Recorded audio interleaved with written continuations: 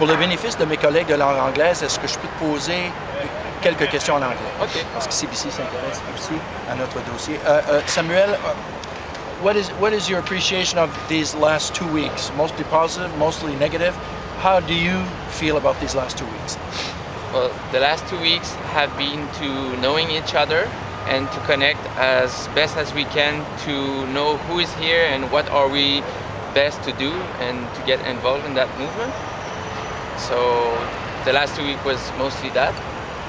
What is the reaction when someone is confronted with drug use or abuse?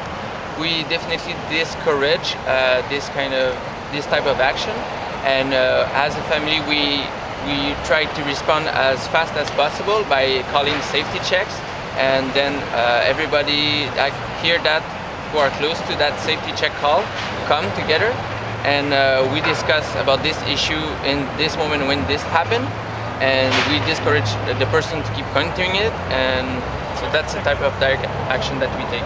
It's not repression, but it's direct group action vis-a-vis this person, right? Yeah, exactly, because I think this is very important for not only our image, but for the person who take, who consume, like we discourage him or her of doing it, because we want them to be as healthy as possible here, and it's very important to keep it just safe and also healthy for it.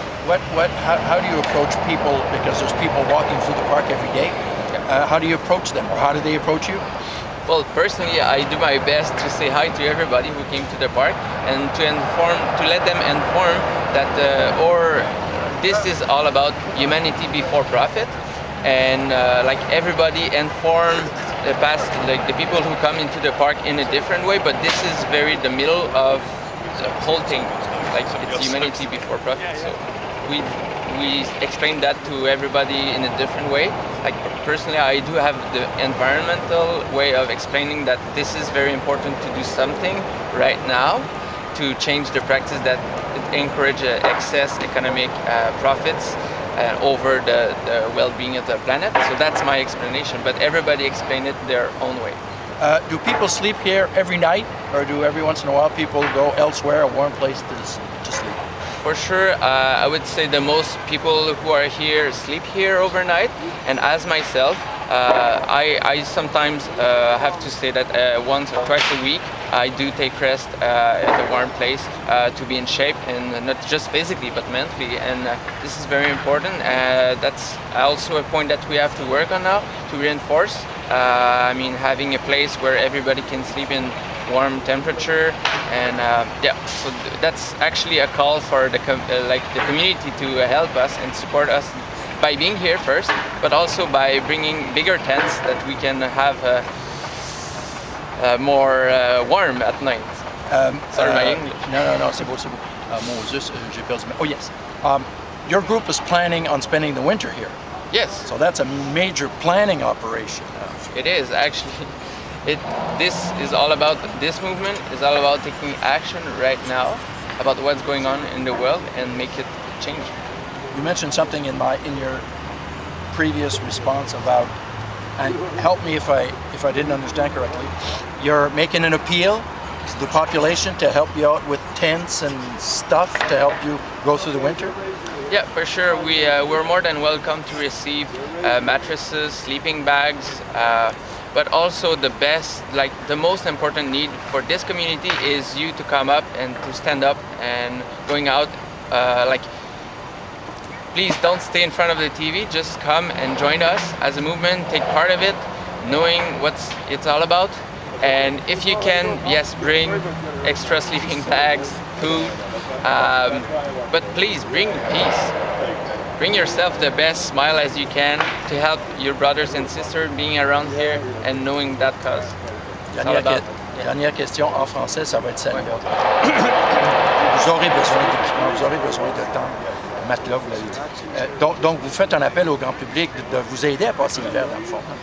Oui, certainement. C'est un appel au grand public de se joindre à nous pour, de un, connaître la cause, de deux, d'en prendre part, donc de se joindre à nous et puis d'apporter tout ce que vous pouvez de votre bien-être, de votre mieux-être pour aider aussi ceux et celles qui sont ici. et puis qui passent la majorité de leur temps à être au froid.